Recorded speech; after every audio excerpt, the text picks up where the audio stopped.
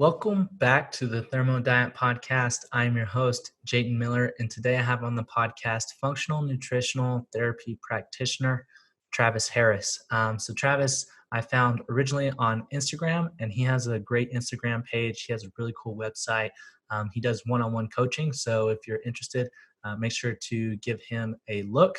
In this episode, we talk about the individualization of eating and listening to your body, the rate of living theory versus the bioenergetic theory of health. We talk a little bit about the first 1,000 days of life and proper child nutrition. And then towards the end of it, we also talk a little bit about psychology and some different strategies that are out there in terms of helping you align your psychological health with your physical health. So I look forward to you listening to this episode, and let's dive into it. How's it going today, guys? Today I'm here with Travis Harris. How are you doing today, Travis? I'm doing well. How you doing, Jayton? I'm doing very well. So for the listeners out there who might not know who you are, do you mind kind of giving them a background? Yeah. So I guess my official working title is functional nutritional therapy practitioner.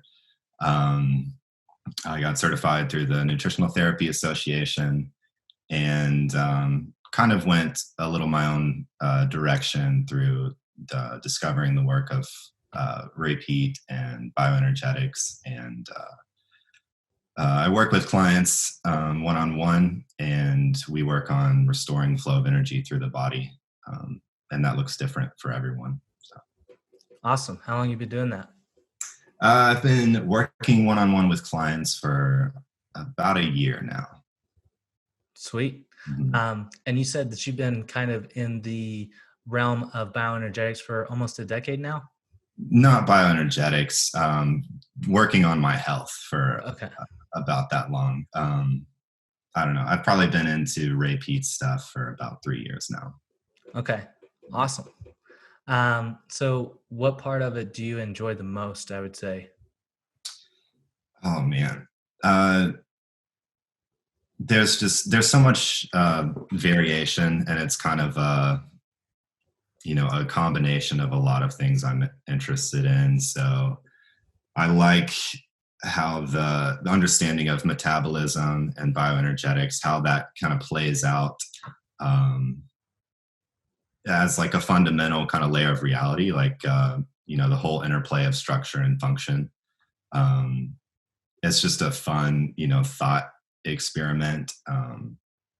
But then, it's also super rewarding to be able to work one-on-one with people and then help them, understand their bodies, understand what they need, understand that they can, live a life free of, a lot of, restrictive diets that kind of keep them bound to a certain way of living. And I just enjoy helping people find a new way that's sustainable, a new way of eating that they can just continue forever and not have to, binge or fall off the wagon and hate themselves. And that kind of thing. Definitely. You talk about the individualization of eating and listening to your body. Do you mind kind of going into that and why certain things might be different for other people? Yeah, well, I think everyone I see is usually caught in some kind of cycle of stress. And, where we intersect that cycle of stress is going to be different for everyone. Some people are severely allergic to certain foods. Some people have like major, microbial imbalance in the small intestine. Some people have, a lot of people have severe thyroid hypofunction. I can't diagnose anyone with hypothyroid, but I call it thyroid hypofunction. And then some people are just like not eating enough. And, I help people kind of understand like, okay, well, when your hands and feet are freezing, that's an adrenaline response. You probably need to eat something with protein, something with salt, something with carbohydrate.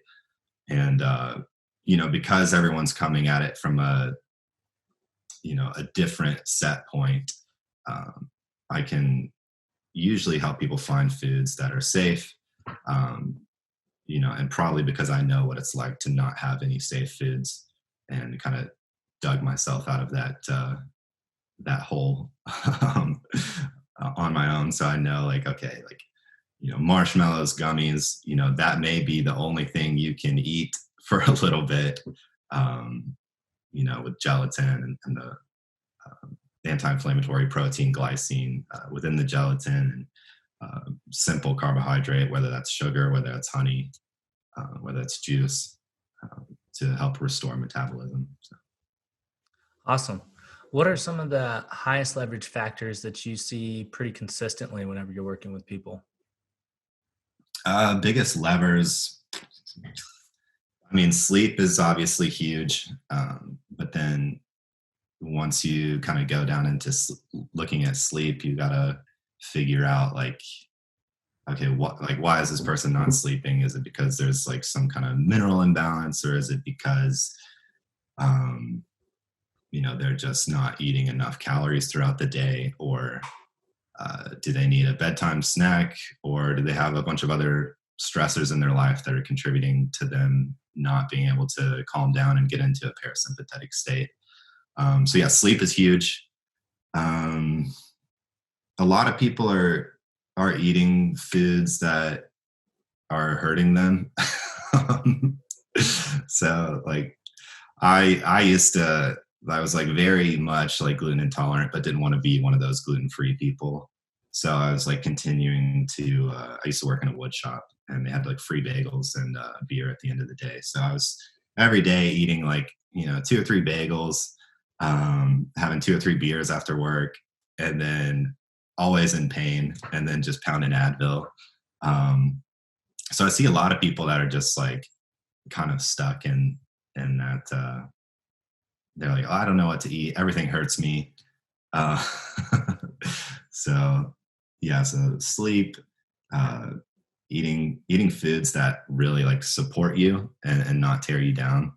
Um, and then a lot of people come into it with like different ideas, like, oh, I need to do intermittent fasting, or I need to do keto.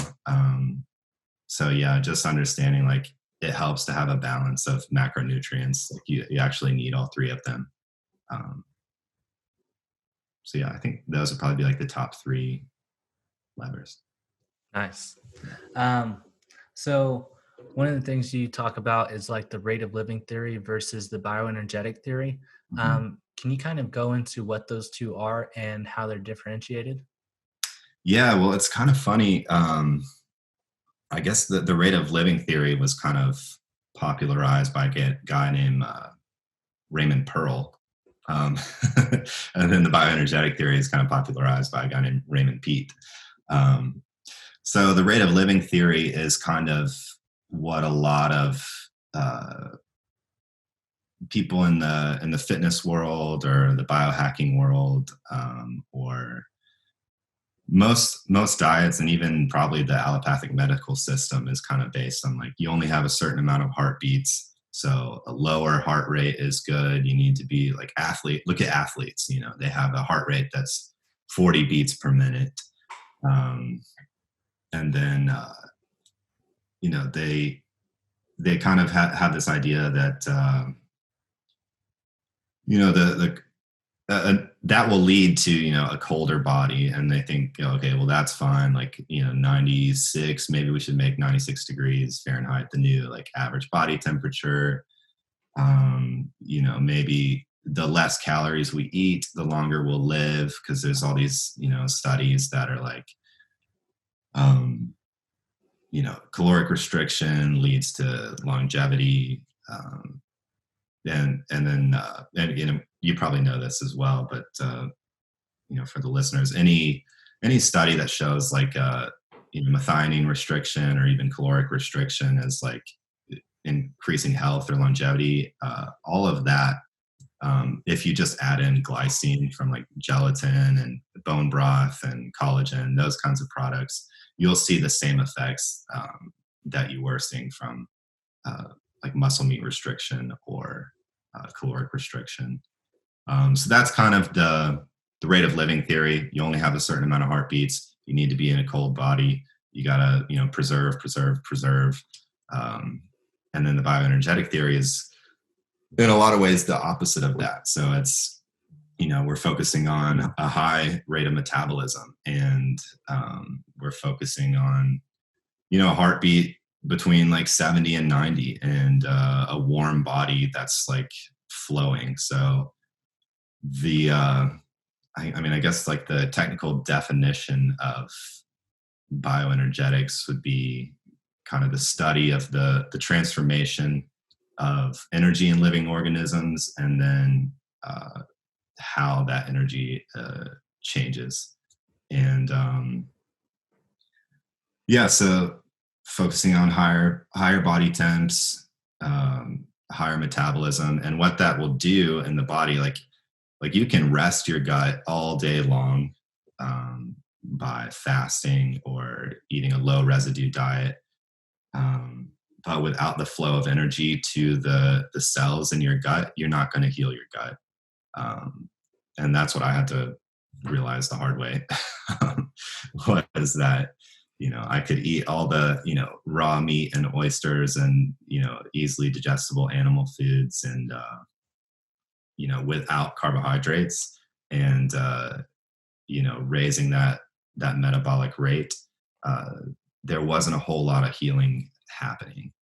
I was removing all the challenges, but not actually getting stronger and moving towards a direction where I could eat more food. So yeah, I guess that, does that answer the bioenergetic and Definitely. Yeah. For me, like the rate of living theory is kind of like the reason that it is unappealing, because whenever I'm old and kind of wrinkly, the last thing that I want to be is freezing to death and barely able to move. exactly. Um, Yeah. it also kind of reminds me of the abundance mindset versus the mindset of scarcity. Oh, totally. And you're kind of looking at that from an energetic perspective. Like you can either produce a bunch of energy and have an abundance of it, or you can not produce that much energy and slowly degrade the amount that you're producing. Yeah, exactly. Did you see, I haven't watched all of it, but the latest like long, like 7-hour interview with Ricky. I was watching it last night. I got halfway through the first one. Yeah, that's about where I'm at. But he was talking about how, and I'm also reading The Body Electric, which is a really interesting book. But he was talking about how, there's a magnetic field, coming out, a few inches from all your tissues, so like your skin, and the resonance of that electromagnetic field reflects the metabolic rate. So, I mean, there's definitely something to like being an energetic person, having like the proper flow of energy through the body. I don't know. It's super fascinating. Just the whole interplay of, structure and energy. I think it was Pete that said, structure and energy are interdependent at every level of organization. So you can take that from organelle, cell, tissue, organ system, organism, and then I'm sure it plays, beyond the individual organism, because we're all, emitting some kind of a frequency. I don't want to sound like a total quack, but like it's happening. Whether we realize it or not. Definitely. I can't remember if I want to say it's Dr. Joe Dispenza who is kind of taking measurements of these, but it could be somebody completely different. It's where like whenever you have high stress hormones in the body, the kind of like amount of space that electric field takes up will shrink, and Oh, it'll come in towards the body. And then whenever you have more protective hormones, it'll expand and kind of give you like a wider breadth of energy that you're emitting, which is kind of interesting. That's what reminded me whenever he was talking about that. Yeah, it's super fascinating. Definitely. Um, so another thing that you talk really well on is the first 1,000 days of life whenever it comes to conception of a child, and then possibly up to where they're 2, 3 years old. Mhm. Can you kind of talk about that and maybe some ways that we can properly um, feed our children? Yeah, yeah, totally. Well, the first 1,000 days, I think, is from conception to around what 2.5 or something. If that makes sense. Yeah, 2 years old, something like that. Um, and obviously, like preconception is hugely important. And I think there's a girl on Instagram. I think you had her on your podcast before, Lauren. Yep, Yeah, Lauren. yeah. So she's amazing at understanding that the preconception and fertility and all that. For men, I mean, it's not going to get much better than liver and oysters, and then improving the metabolic rate through easily digestible carbohydrates and getting enough protein and all that. So like, I think it's just as important for the man to be in a good spot, um, preconception. And then, yeah, I mean, that was one thing that really led me towards like diving fully into um, the world of like nutrition. It's like my wife got pregnant a few years ago, and I was like, okay, well, how do we make a decent baby?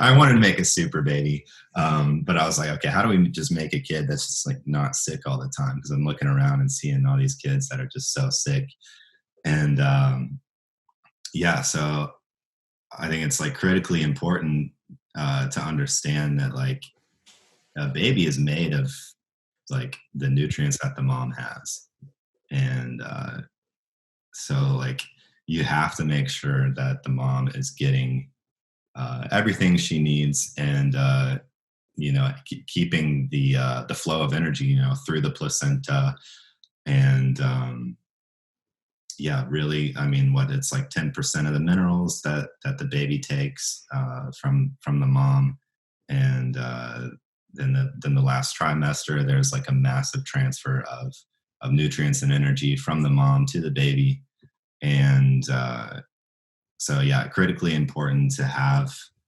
easily digestible carbohydrates. I'd say at least 100 grams of protein, um, and that should be animal protein. Because some of the vegetable proteins are not as bioavailable.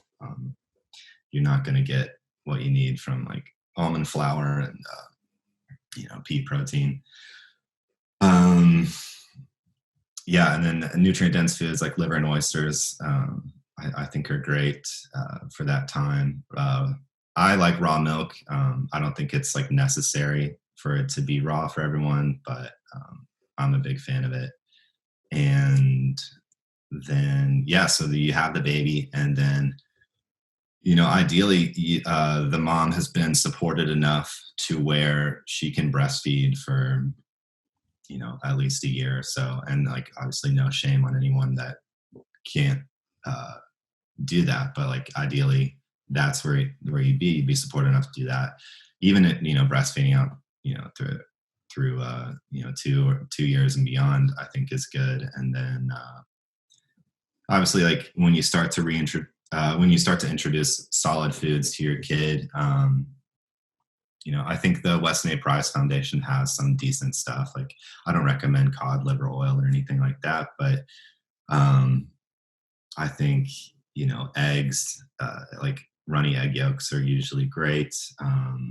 And this is not medical advice for anyone listening, but yeah, runny egg yolks, a little bit of liver if you can, and you know, whatever is easily digestible carbohydrate for them. So it could look like stewed apples or mashed potatoes, but really just making sure like kids love this way of eating, and like they'll only eat like what you put in front of them. If they've never had goldfish, they're not going to be screaming for goldfish. So yeah, we always just like, set the food in front of our kid, and he gets to decide how much of it he eats. But we decide like what he's eating.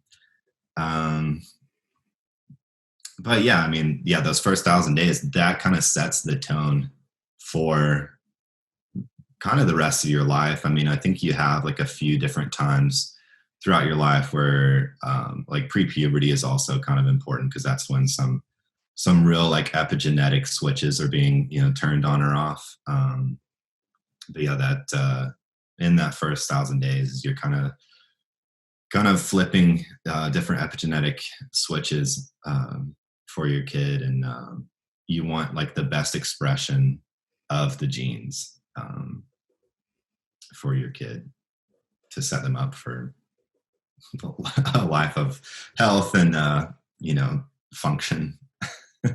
Definitely. Yeah, I think that's one thing that is very important. And I think it's one thing that people don't really take enough time to really investigate whenever it comes down to it. So I really appreciate you putting that information out there. What other kind of things are you diving into right now? What are you interested in? Oh man. I've kind of like been exploring a little bit more of like what, because we talked about that, like the bioenergetic theory being kind of a fundamental layer of reality. Kind of been exploring different ideas of how that plays out in relationships, or how it plays out in communities, and even I was just went down a rabbit hole of like bioenergetic architecture. So I don't know anything about Egypt or anything, but besides like a few Joe Rogan podcasts. But even the pyramids, I think it's pretty well established that they were like conduits of energy, and there's some electrical currents and fields going on just based on like the structure and then the materials that made it. So that interplay of energy and structure is just it's really fun, and there's a lot of different areas you could take it. Um, Uh, it's just so fascinating. Definitely. What was the book that you mentioned earlier? The Body Electric. Okay. Another one that I really recommend kind of along that field is Healing is Voltage. Oh, I That haven't read one's another, that yet. yeah, that one's another really good one that I'd highly recommend. I'll write it down. Awesome.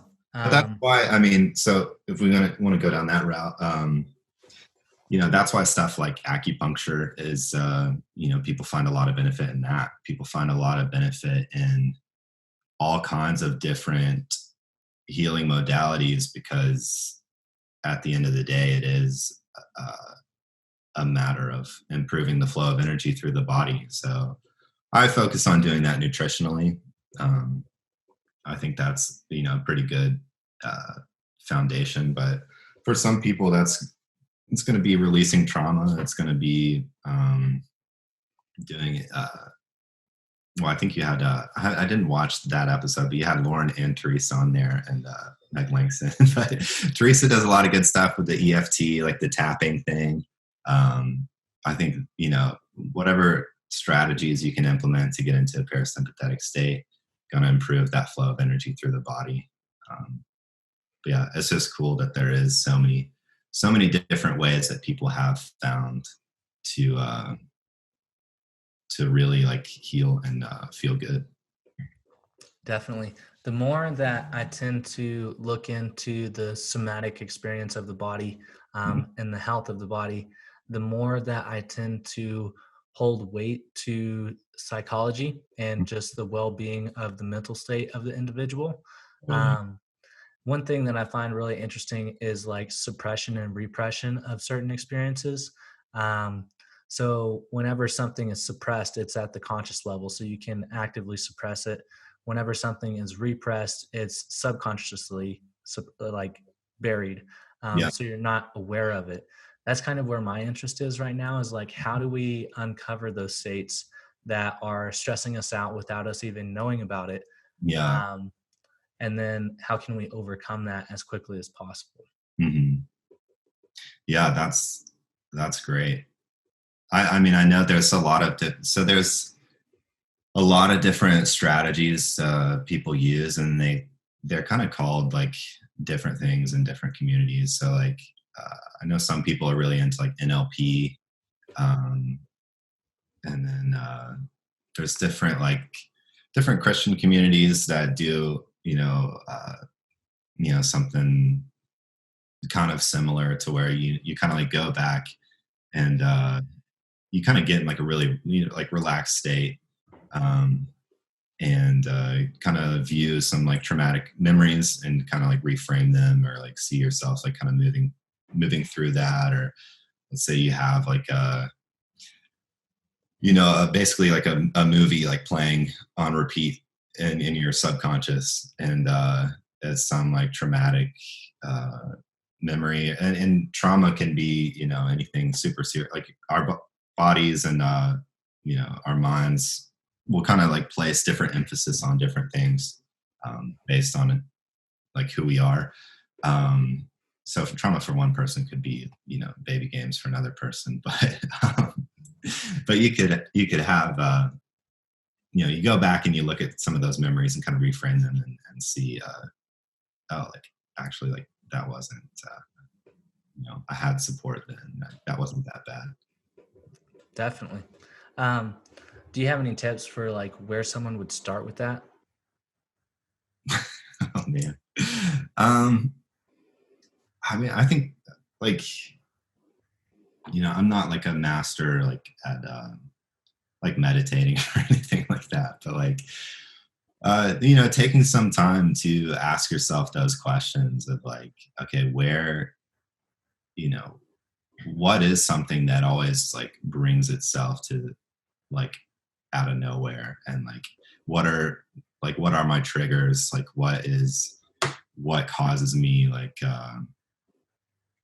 anxiety, or like what are conversations that I tend to shut down, what are um yeah, basically just exploring your triggers and kind of leaning into them, and then if you can get into somewhat of a meditative state, like it doesn't have to be super crazy, but just relaxing and like closing your eyes and then thinking about, okay, you know, what are my triggers? How did they start? When was the first time I was triggered in this way? And then yeah, seeing if you can just kind of talk yourself through it, or if you have like a friend that you can express those things with, that's always going to be good too. Definitely. I think the biggest thing in my experience is um, making sure that I nurture humility. So to know that those things that are triggering me are most likely myself, not exactly the other person. Oh, exactly. Yeah. And then journaling is always good. And I always like to do handwritten journaling versus Yeah. typing it.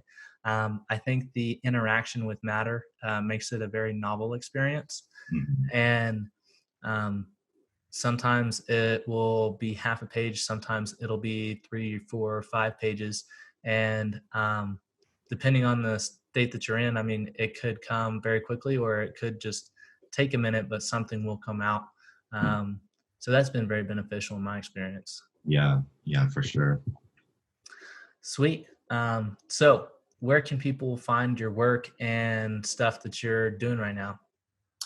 Well, I'm on Instagram, Travis Harris FNTP, and my website is travisharrisnutritionaltherapy.com. Um, that's pretty much it. I mean, I'm on Facebook, but I don't use it. Sounds good. Well, I really appreciate your time. Thank you for hopping on here. And everybody listening, make sure to go give him a follow and check out his website. Yeah, it was great talking to you, Jayton. Have a good one. You too. Thanks for listening to the podcast. If you haven't already, make sure to hit the like button, subscribe, and leave a comment down below if you want us to cover a different topic.